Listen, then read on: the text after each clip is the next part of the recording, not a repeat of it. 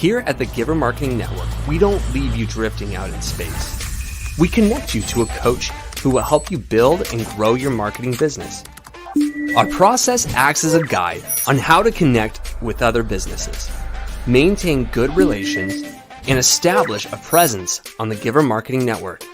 Each member within this collaborative group will have the opportunity to leverage your talent and influence, a true network effect. If you are looking to collaborate on more projects, welcome to the Giver Marketing Network, the most trusted and highest rated collective of specialists on the planet. Here we have a group of like-minded professionals who focus on making valuable introductions and helping each other grow by teaming up. Imagine Upwork meets a network and a coach. The talent collectively includes services like visibility and SEO, creating logos, designing websites, managing social media, outreach messaging, visual storytelling, and much more. Think of what you could do with laser-focused allies, strengthening your business while offering your talent to the entire network. Click near this video for more information. Welcome, welcome, welcome. Good morning, good afternoon, good evening, depending on when and where you are tuning in from. We are here with Joel Snyder at the Giver Marketing Network and also representing Kingdom Warriors Holders Group as well today and streaming in all different places. So Joel, thank you for coming in and helping us take a deep dive into this nurturing conversation around marketing. Like, how do we nurture or follow up or continually be in front of our audience in a way that doesn't bother them, but it makes them feel more connected to you and more trusted in the relationship. So really appreciate your superpowers in this area. Joel Snyder is from Coax Consulting, and he's part of the Giver Marketing Network. He's also streaming here on Kingdom Warriors Holders Group as well. And so he's kind of by proxy part of that group and community. And so we're excited to have Joel today. So Joel, do you want to share anything, maybe a little bit of your origin story? How did you get into the marketing world?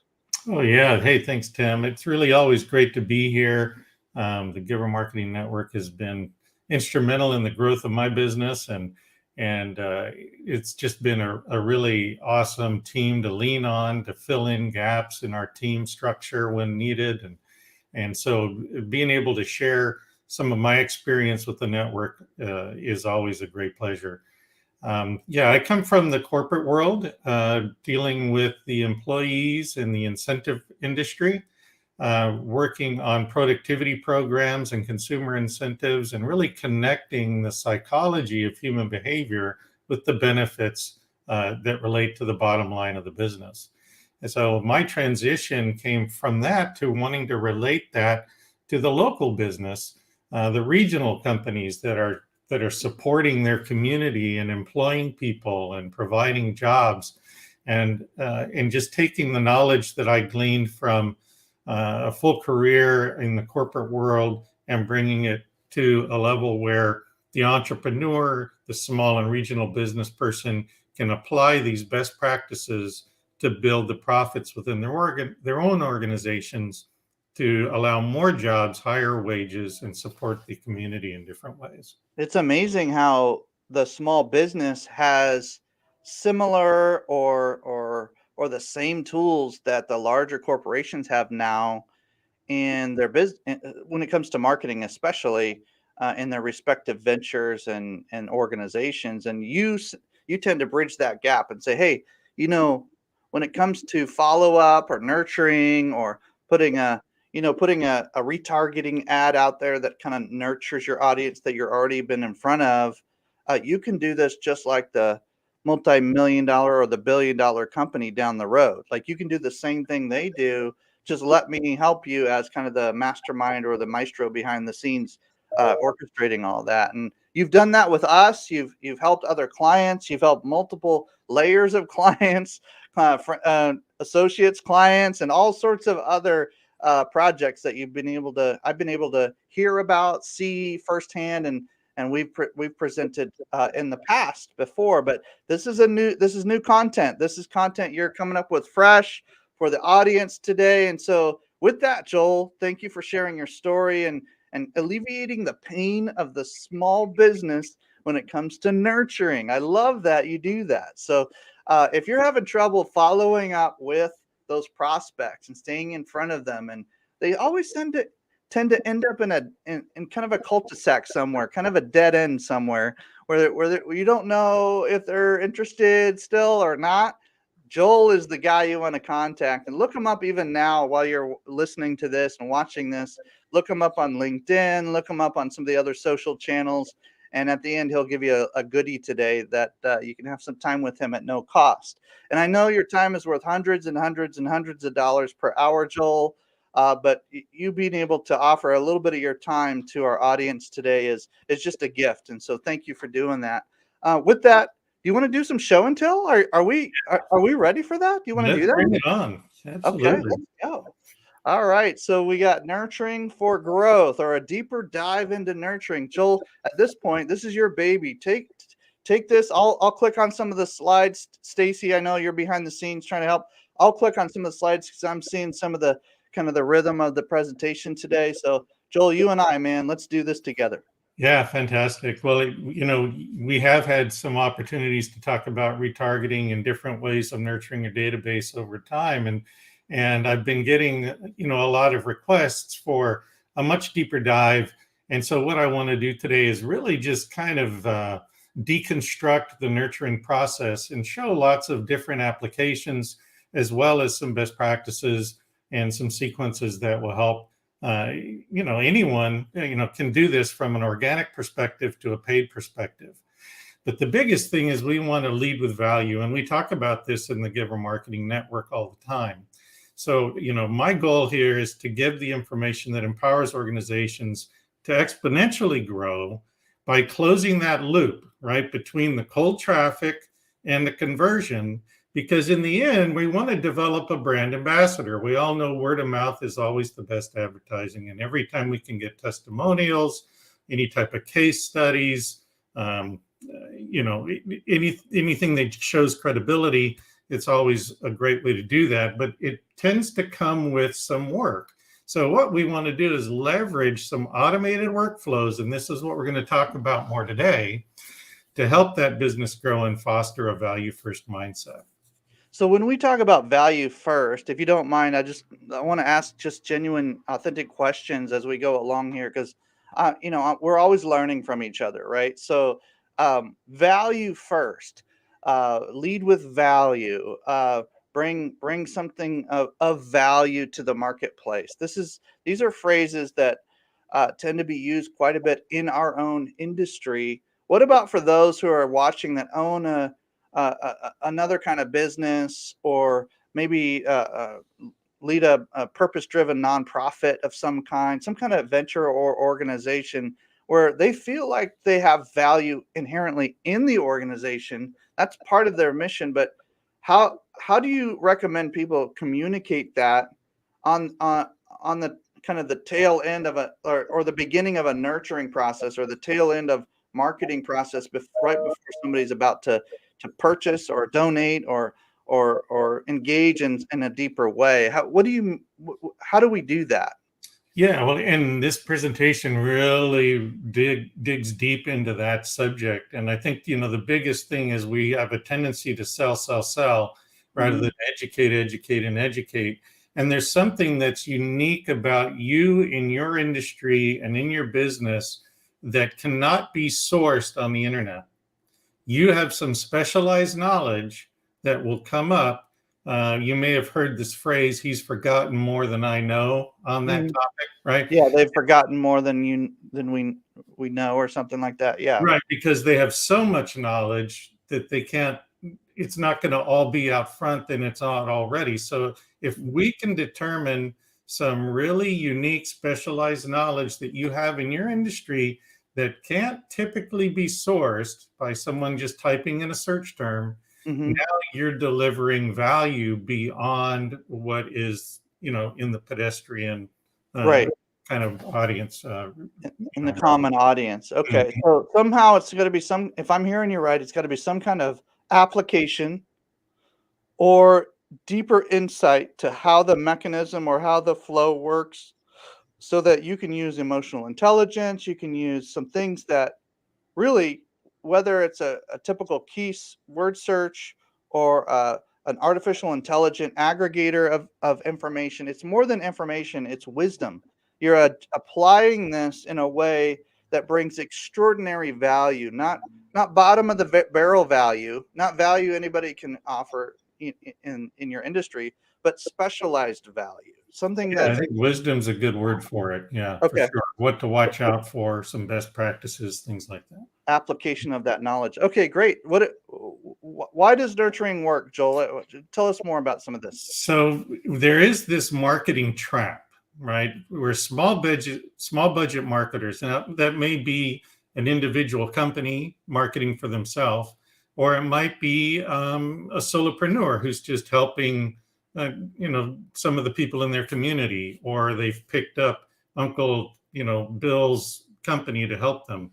And they may have a background in marketing, but it's a small budget, right? So their main focus tends to be on cold new transactions, and very few of them really spend effort on retargeting all that acquired traffic. And they lead with a gimmick and disqualify non-purchase data. And this is where explain that, because there's a couple of terms in there that as marketing professionals, we understand it, but let's say that some of our audience is just either growing or learning or wanting to revisit this topic. Can you explain that a little bit more? Yeah. So when you go out and trying to build your business, you're acquiring some kind of traffic, either to your website or in your email, even phone calls, right? You're acquiring traffic that's coming to you. And typically we're leading with a gimmick of some kind, a coupon, a discount, a freemium, right? But we've disqualified the non-purchase data. So there's all this opportunity to collect data from the market that's going to tell you how to sell to them. And instead of listening and quantifying all of that and putting it into a system, we ignore it because we're looking for the lowest hanging fruit. We're looking for that immediate benefit, that immediate transaction. So you're saying that if I'm hearing you right, the prospects, the data, the people, the information that's coming in that we already have in our containers that are sitting there, rather than letting them kind of rot or not be as productive, you're saying put some of our efforts and our time into the containers we already have in front of us. That's actually a better low-hanging fruit than somebody who might just be kicking tires and maybe have a little bit of a desire for something. Yeah, believe it or not, the decision to purchase was made, a long time ago before they ever got to you. And so you'll see in the financial section, we know that we're going to leave about 40% of our revenue on the table by focusing on an immediate transaction versus the recurring relationship. Okay. So right? Eventually they're going to buy because they do have everybody has some sense of a need or want for what you have at some point if they're in your ecosystem. It's just a matter of when and if you're still in front of them or if you've kind of forgotten about them. Okay, I got you. And if you think, I just pulled this little stat from Facebook. They're saying, you want to spend 5 to 10% of your Facebook ad budget. I say no less than 10%. And I actually coach my clients to look at 20 to 30% of their ad budget for retargeting ads. And retargeting means, ladies and gentlemen, for those who aren't quite aware of that, is people that are already in your database, you're just getting back in front of them again. You're re-engaging them. Right. You're inviting them back in. Love it. Love it. Let's go back one last point I wanted to put on this, the ignored opportunities. Most consumers are spending money on multiple products that only partially resolve their issue. So when we go back to our initial comment about not disqualifying non-purchase data. The question is, are you listening to that data? Because they're asking for it, right? Can you solve my issue? And they're out actively buying solutions that are only 2/3 adequate, right? Got it. And when you say non-purchase data, you mean organic engagement and engagement that's happened without you purchasing a particular ad or list of some kind, correct? No, what I'm talking about is the data that you acquire by the traffic that comes in that didn't buy. Got it. So the people are the non-purchasers in that phrase. Any of that traffic, any of that data that's being collected in your Google Analytics or in your website data, regionalism, how many bots versus actual visitors. I mean, we could go on and on and on. There's just tons and tons of people that didn't buy, or tons of activities that happened that were not transactional, that are of high value. Because so in a way, you could almost say non-purchaser data. It's yeah. the data from the non-purchasers. Right. Got it. Okay. Yeah. I love it. I love it. So if you're listening to that, it'll tell you what the next steps are. So let's go ahead now. So we're talking about solution-based marketing, really. Nurturing is the buyer is not asking what I want to buy. They're asking, who do I want to buy from? That's what we're assuming here. Yes. Right. So self-education, research, this buyer has already gone several steps before they got to you. Nobody wakes up in the morning and says, oh, I think I'll put on a new roof. Right. It has to be a need. They've done some research. They've got some pricing. They've talked to friends. Now they're looking for who. So we're assuming that in this conversation that they've gone down a journey where they've been aware of their need or want. They've done a little bit of research. Now it's our job to bridge the gap between just being aware of us to actually engaging well with us, so that the trust goes from like a 3 to like a 7 or an 8 or a 9, so they can actually make a decision. Right. And if you think of all the stuff we've talked to up to this point, it's all about that, right? Yep. So now what we're talking about in retargeting is looking at intent and behavior as the driver. The who is your who is the beginning of the blueprint, right? The marketing blueprint. We're already down the funnel a little ways. Now we're saying, okay, intent and behavior, that's what's going to drive my next action. And we also know that nurturing is going to be less expensive than buying cold traffic, right? Because it's data we already have. It's people we've already captured, people on our email list or database. We saw a nice question come through. Is that people that joined your list and didn't buy, or whatever? So yeah, hopefully this answers that question. And then we're going to add automated workflows, right? So yes, Corey, that's exactly right. So automated workflows save time and provides valuable feedback. And we want to make it a simple design that gives the customer the information they want at the time they're ready to receive it. So I think another trap is in cold traffic, especially, we're looking for a transaction and we're just spewing information that the consumer's not ready for, or the buyer's not ready for. So the fire hose effect is not a good thing, Joel? You don't want to like just absolutely automate them to death and just kind of like throw all the data at them right at the beginning? You don't want to do that? Yeah. I mean, think of your own experience, right? Do you go and get a manual on how to install a roof? No, you start at the beginning and you kind of work your way through aesthetics and materials and costs. And then you think about how much time it's going to take and what you have to do to accommodate that, right? And there's a series of questions that you present to a vendor.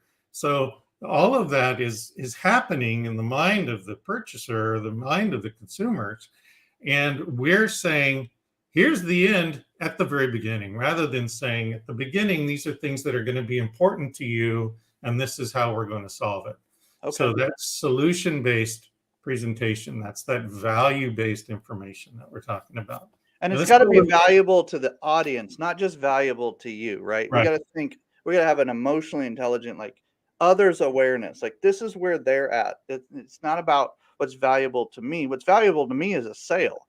What's valuable to them is a solution, correct? Right. And they're going to tell you how to do that with intent and behavior. So let's go on and dig a little deeper, because we've got a lot to look at. So tracking everything, we talk about that all the time. We want to make sure that we're delivering salient value. So not just what we think is valuable, but like you said, what's valuable to them. And we want to do that with specific workflows. And Corey, I've got some really good tips for you here coming up. Positioning, right? We want to position ourselves as the only option. And I put this term, beating the scratch test. This actually came from one of my coworkers, one of my business partners. And what we talk about is, can somebody scratch the name off of someone else's brochure and put their own name on it and hand it to the consumer? Right? So your information needs to be unique. Your value proposition needs to be specific, and that you position yourself as the only option, so that no one else can take your name off, put their name on, and say, yeah, I can do that too.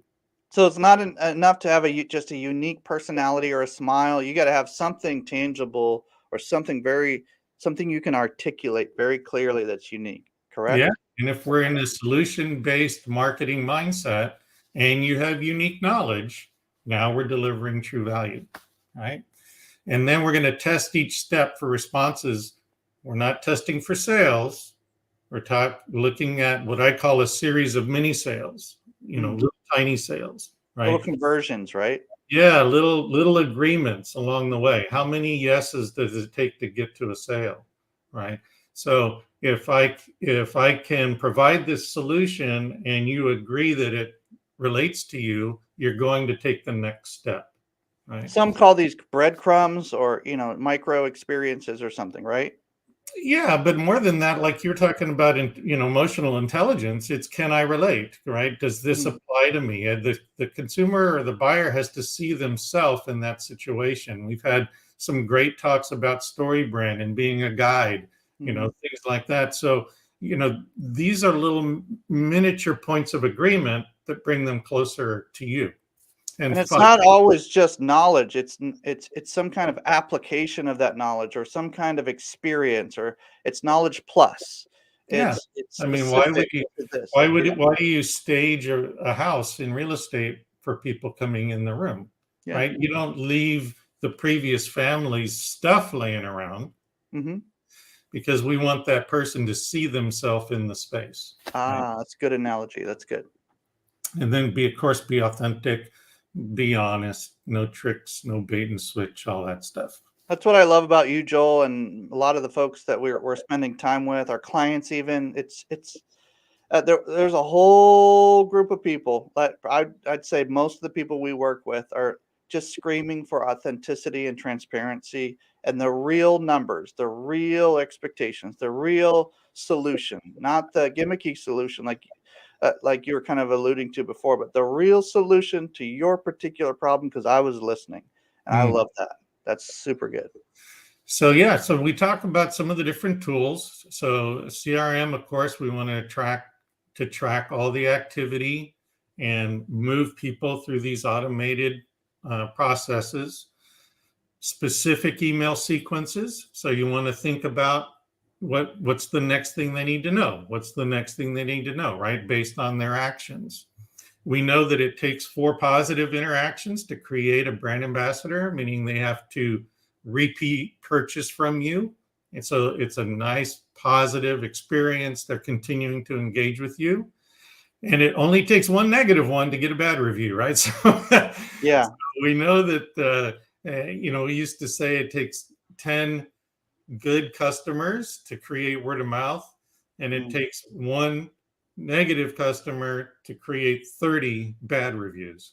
So we have a real job to do. So this whole being authentic and providing value and allowing people to connect with you is so important, because in the end, the brand ambassador is going to multiply your business exponentially.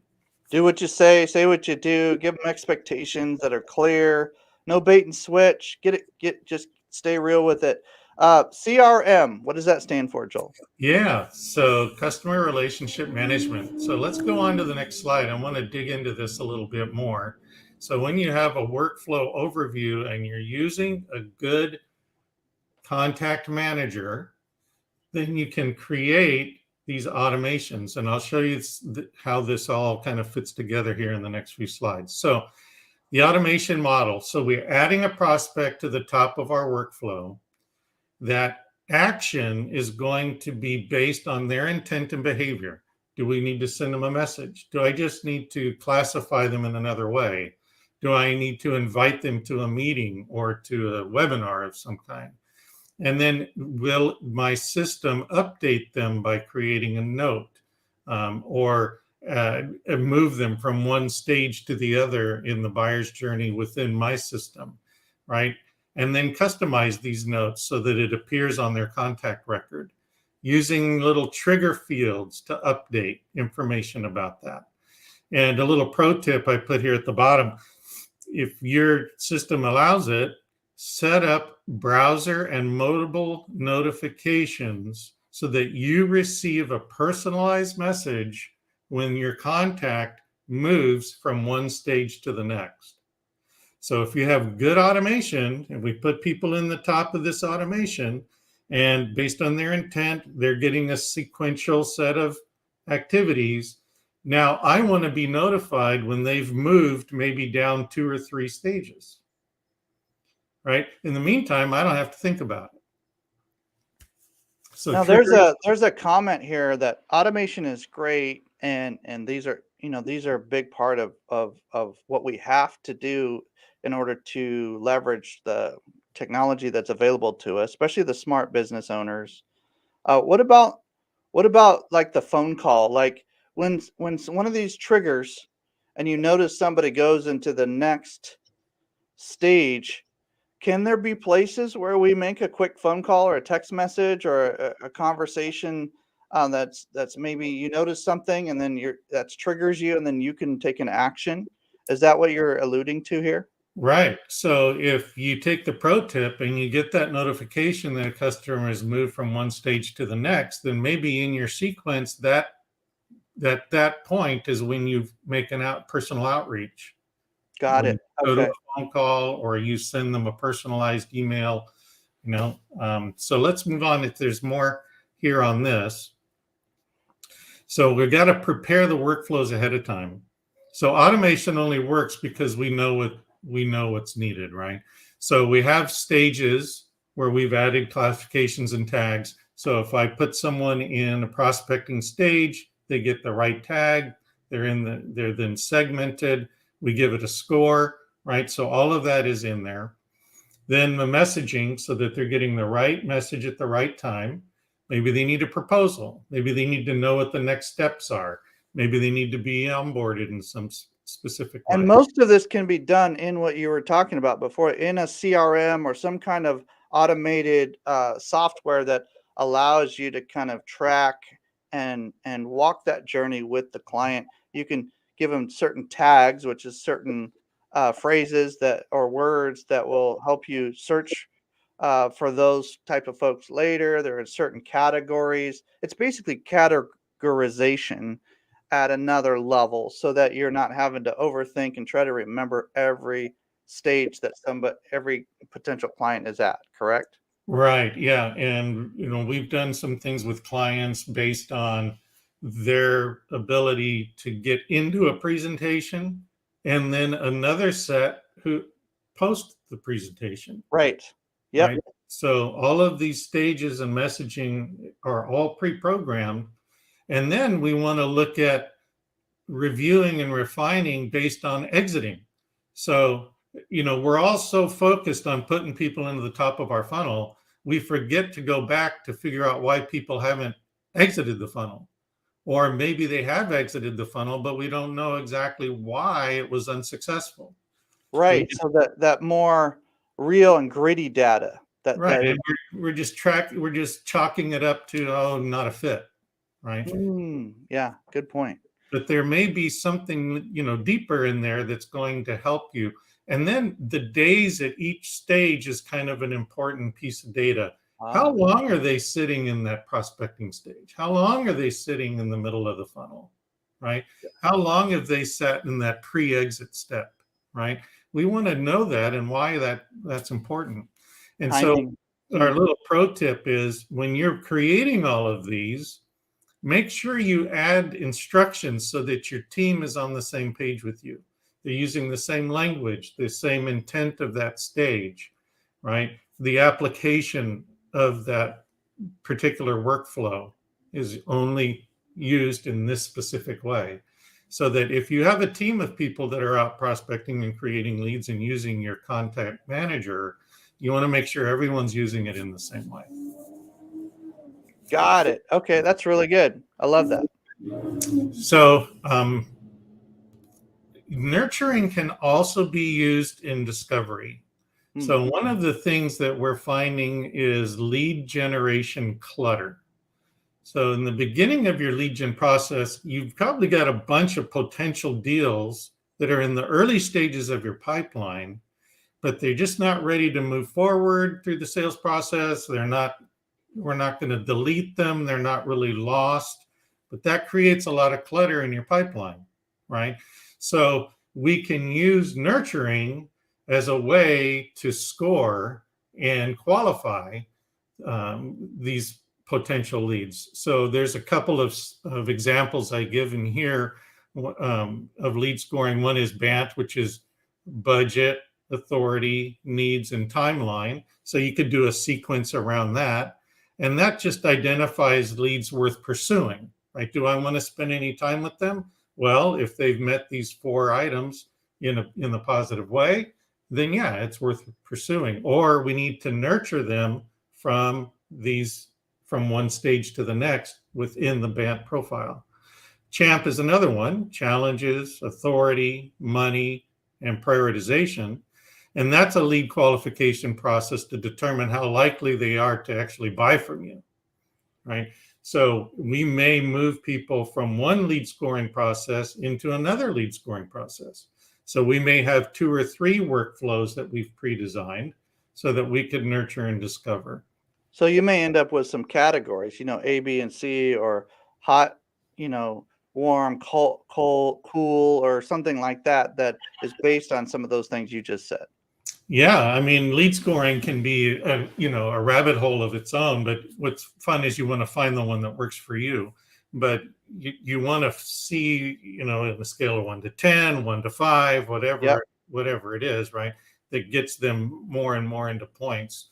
What about the people that are saying, "Hey, Joel, I just have a small business. I don't know about all this nerdy stuff, like the CRM and the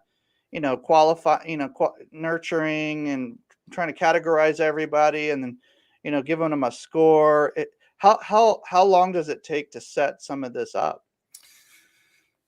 That's a great question, and I think the biggest thing I can't stress hard enough is that if you're a small business or a solopreneur, this is foundationally vital to your growth.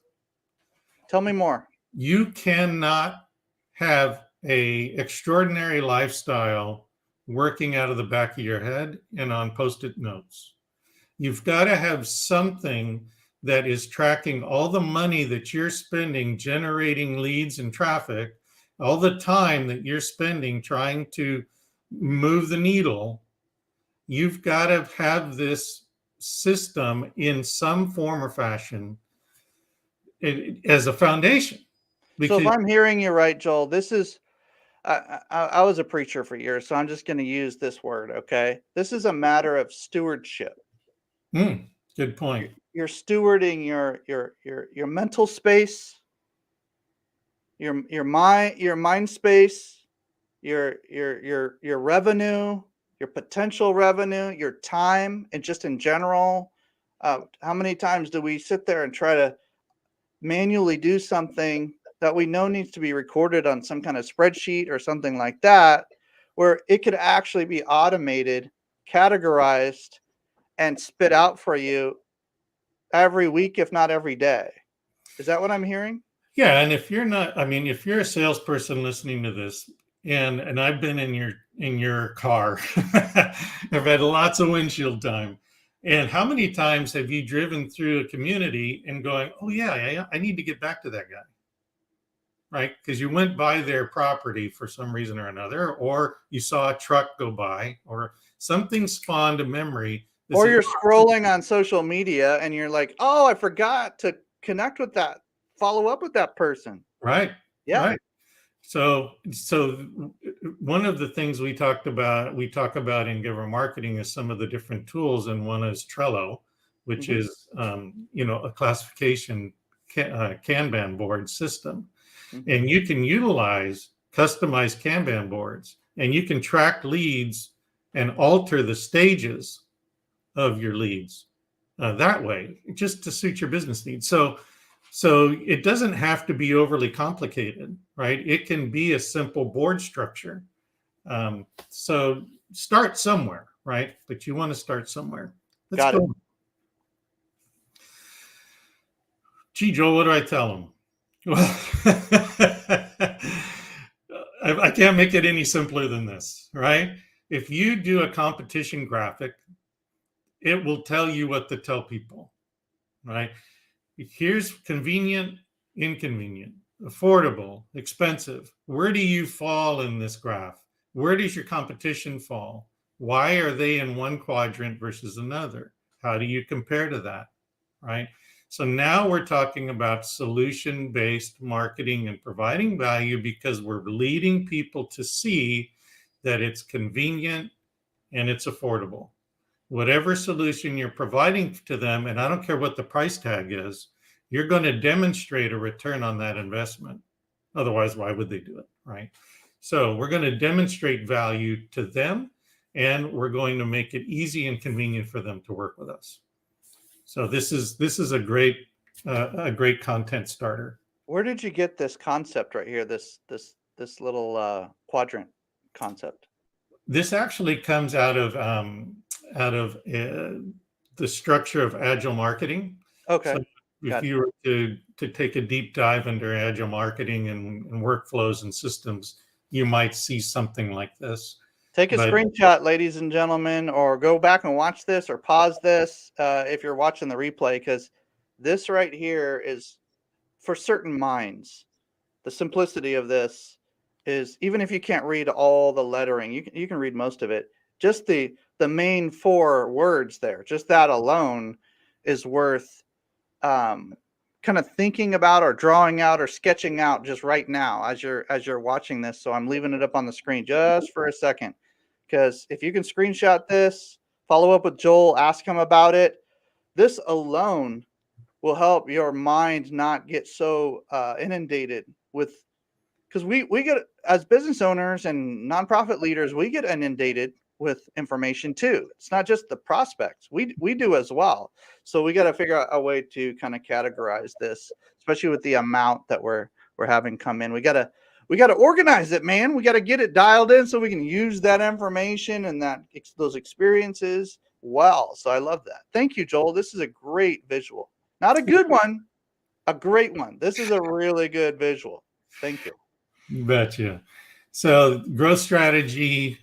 So using nurturing as a growth strategy for introducing products and new services. So you want to have some timing and feedback elements built into your nurturing process. So what you might introduce as a new service or a product, you would roll out to a high profile group. And that will help to establish your market position. Okay. Right. And then we're going to bring it out to a mass group. And the mass group is going to give us feedback. We can look at social media and get some of those comments, testimonials, those sort of things we've talked about. That's collecting, again, adding some more credibility to the product and the service. And then lastly, we're going to take all of that data and adjust so that we're reaching the market in the way they want to be reached. And I use this term when it comes to communications, when it comes to content, We have to talk to people in the way they want to be talked to. And we want to give them the language that they can hear. Hey, Right? say that again. That's really, really, really, really good. Say that again. Yeah. So we want to talk to them in the way they want to be reached and the way they want to be talked to. And maybe it's texting, maybe it's email, maybe it's on the telephone. Ask them, right? And the market will tell you. And then we would need to talk to them in the language that they can hear. So you may be using terms and phrases that are common in your industry, but are not common to the ear of the person hearing it. So we want to make sure, and that's what these great masterclasses are doing to the audience, around marketing, is we're translating a lot of these concepts and a lot of these idioms that you read about, and turning it into something that you can hear and take home and make practical for use, so that you can grow, right? So if we can gather this feedback and adjust to the market, now we can use our nurturing to give us that data so we can grow exponentially. What about for the business owner or nonprofit leader that says, I don't really need to adjust anything. I just need to keep doing what I've been doing for 10, 15, 20 years. My audience either comes to me, they like me or they don't. What about that comment? Fantastic. Do what you always do, and you'll get what you always get. So if you're happy with what you're getting, to keep doing what you're doing, but don't expect to grow. In fact, you'll probably end up do a slow decline, and you won't even know it. Yeah, if you follow the 80-20 rule, 20% of your business will drop off every year. So if you're not adding at least 25% to your business every year, you're probably declining. Okay. All right. That's real talk. All right. So you gotta have a system there that's built for you. It's not meant to be uber complex. It's just meant to put it together, maybe the major pieces once, and then make minor tweaks along the way. Is that what I'm hearing? Yeah. So going back to what the CRM data architecture looks like, right? We would just want to help the organization to virtually manage agile workflows. And we use the word agile because the human element needs to step in there and make modifications along the way so that it's delivering the best experience possible. Got it. And if somebody wants to get a hold of you, Joel, and talk to you about like what CRM is the best, how much does some of the software cost? Some of the software you mentioned today doesn't cost anything. You just need to help guide them how to set it up.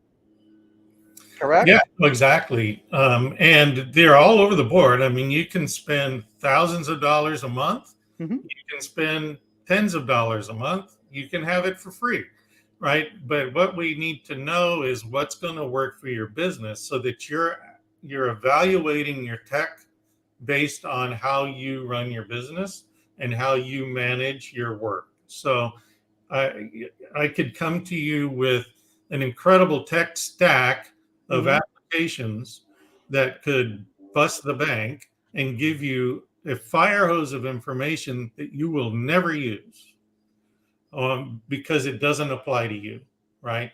But it applies to such a large group that there's parts of it you could use.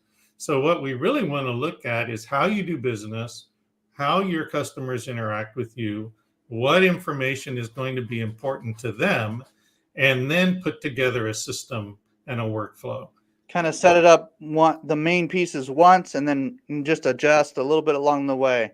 I love that. It's great how you've been able to help so many people with this process. And ladies and gentlemen, take a screenshot of this or pause this, scan this QR code with your phone.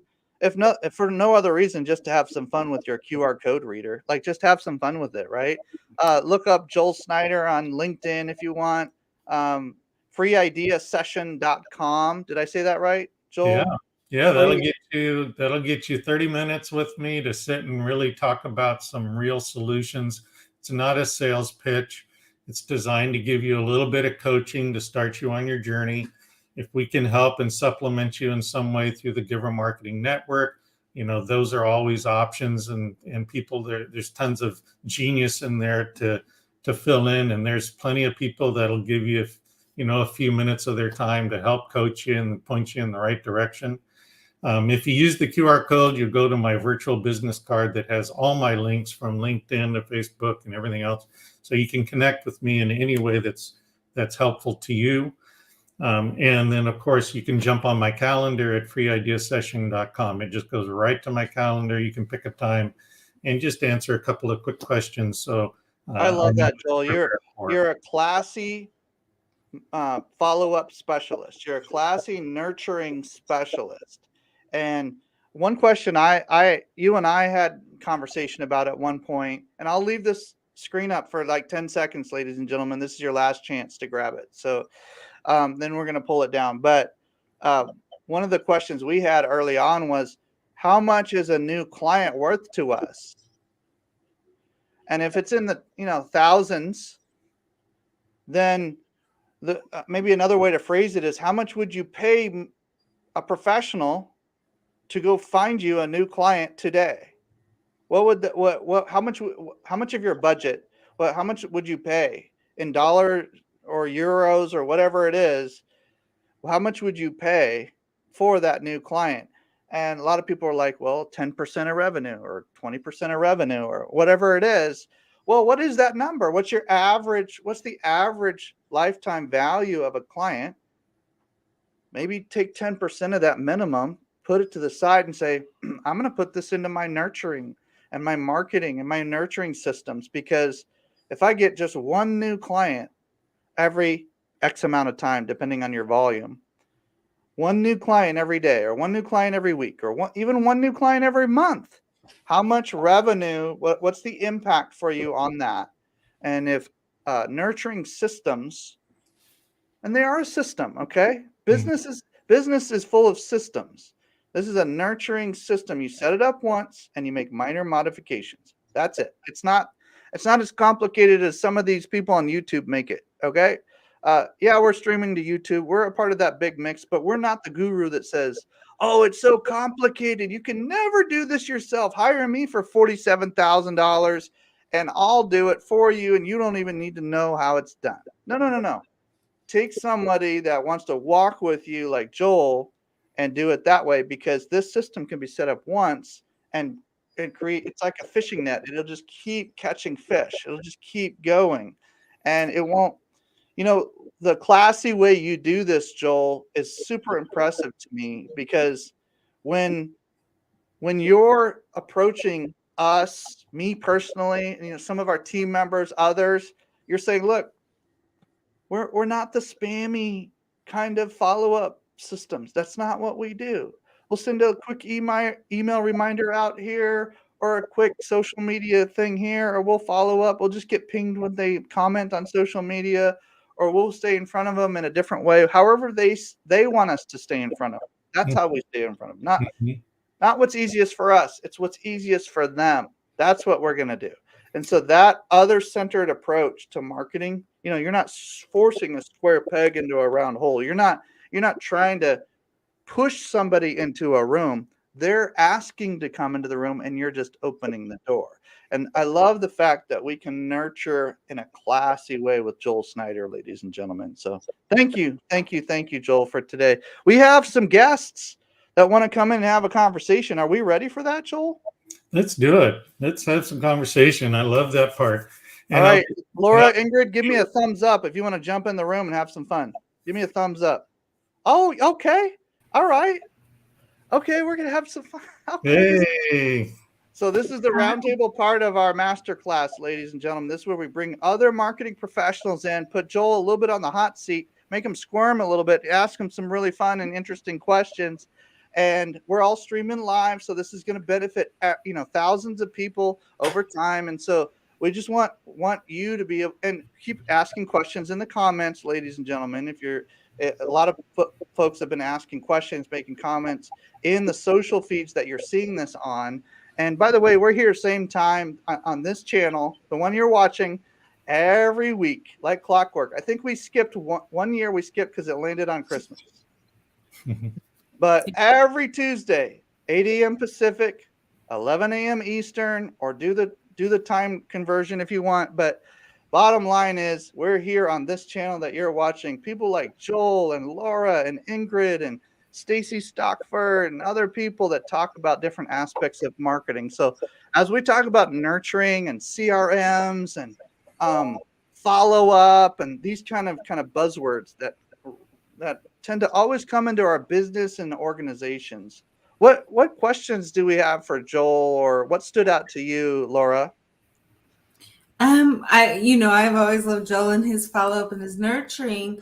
I'm curious always about different techniques of follow-up. So is it good to stick with one or maybe two different ways of following up, or having different types of ways and getting creative with that in how you follow up with your potentials and your leads? What do you think is better? So the best is the way that lead wants to be followed up with. Mm-hmm. So, in the three real key indicators that is going to drive your decision-making process: cost of acquisition, cost of conversion, lifetime value of a client. Mm-hmm. So cost of acquisition is going to be made up not only of dollars, but time and resources. Do you have to give something away to move people from one stage to the next? That would be part of your cost of acquisition, right? And then once they finally converted, how much acquisition costs led up to the conversion, so that we know, okay, every sale is going to cost me, call it $500. Every acquisition might cost me $200, right? But the lifetime value of that client might be several $1,000s, right? And so, and I had this wonderful conversation with a client last week, where we have this large marketing stack made up of several different layers, which includes email, direct mail, IP address, banner ads. There's a whole system around nurturing from a predetermined list. So these people are getting hit in multiple different layers, right? So now we're reaching them we're finding them in the ways that they can can get the information. Cost of acquisition is what drives how much of that stack we dedicate in that early stage of nurturing. So basically it's either worth it or it's not. Exactly. But there's a number there where there's a kind of a cutoff range where you're just like, it's just not worth it to pay this much for a new customer. Right. And so in our case, we had 20 pieces of direct mail in the initial marketing stack, and we whittled it down to 3 stages and put 4 in each stage. Right. So we've cut some of that cost of acquiring that lead. Love it. Good question, Laura. Nice. Thank you. Ingrid, do you have anything that stood out, or any questions around a particular language set or conversation point? It was definitely all good. I liked how you came in the back door of systems through nurturing, something that was positive to, the entrepreneur, as opposed to that which is less appealing, say, of systems. I do have a question in regards to, do you have a tweak or an alternative for those who you do not want to exit your nurturing process, but to re-enter and to ascend to, say, a new offer or another stage? So yeah, good question. I mean, I think the exit analysis is when that lead is burned, right? They're just gone, right? And we just need to know why that happened, right? So when you're reviewing your exits, you're reviewing reason, sequence, elapsed time. Maybe they weren't served in a way that was timely for them, right? But that doesn't mean you can't have nurturing workflows and additional sequences. One of the things that we do is we have a client where we actually evolve them in 30-day increments. So they're in a workflow for 30 days. Then they go to the next sequence, which is a 60-day. They go to a 90, a 120, and then they exit. That exit is not a burn of that lead. It puts them into a new email sequence where all we're doing now is delivering industry information. That's it. So now we're always top of mind because these people are going to always be prospects of some point and sometime. We don't want to burn them unless they actively unsubscribe. So if I'm hearing you right, Joel, there's a way to evaluate or automate, and then evaluate, or evaluate then automate, the sequence being maybe a little bit less frequent or less just more intelligent in how it's done. And ultimately, if the only way they end up off of your radar is when they opt out, and they literally say, we're not going to be working together anytime soon. They're opting out. Mm-hmm. Just to follow up to Ingrid, because that was a great question. Do we ever go back to the opt outs and do anything of like, hey, are you interested in re-engaging this conversation like 6 months later?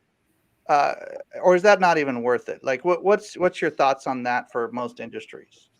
Well, I mean, we can even think about a large purchase like a home or an HVAC system or a landscaping job, right? Eventually, there's a limited life, right, Mm-hmm. to all of those things. And for years, people changed their residence about every 5 years. Mm-hmm. So we knew that in the real estate market, once they got to that 4 or 5 year mark, they were new prospects, right? Because now they may be thinking about changing their environment. Ah, good point. Right. So just because they're in an exit stage doesn't necessarily mean that they're gone forever. We're just going to have to be smart about how we're going to communicate with them, because they're not going to be any closer to you than where they are right now until that life cycle burns. And that works for products, that works for service-based industries, that works for many of us are coaches and consultants of some way, shape, or form. That works for all different business nonprofits. Big donors will donate a piece of real estate or something like that, and then maybe we circle back, even after they've opted out or kind of disappeared for a while. Maybe we circle back and say, hey, and re-engage in a classy way. Keyword classy. Keep it classy, San Diego. That's what I say when we talk with Joel. He's the class of the he's the class of the class, ladies and gentlemen. So I love that. Well, good questions, and we're coming against the clock. Joel, I'm going to bring up your contact information one more time. So this is literally your last chance, ladies and gentlemen, to grab his freeideasession.com. We're proud of our team members. We're proud of everybody who jumped in from the green room today to ask questions. You can always look them up online. Laura, if you want to put your first and last name, people can look you up as well, just to kind of connect with some good people. But Joel Snyder, ladies and gentlemen, Snyder. Look him up on LinkedIn. And more than that, freeideasession.com. That's worth hundreds of dollars, ladies and gentlemen. Joel has helped us on thousands and thousands of dollars worth of advice, and probably a lot more than he bargained for when we first started connecting. And he's just poured into the network and poured into clients and poured into prospects and projects. And gosh, what we just love having Joel around, because he's always thinking about I'll leave you with this, ladies and gentlemen. There's a pre-sale nurturing that Joel is super good at, but don't forget about the post-sale nurturing. Mm-hmm. There's a sandwich there, and Joel is really good at making sandwiches. Really good. So you definitely want to connect with our friend here and make sure that he's available. And if you make a comment and you tag Joel Snyder, he will get that ping. He will follow up with you. He will do his due diligence. So at least reach out to him and see what he has to say about one or two of your questions. He's just good to have someone on your team, honestly. Like just connect with him that way too. But anyway, any last comments, Joel? Are we good?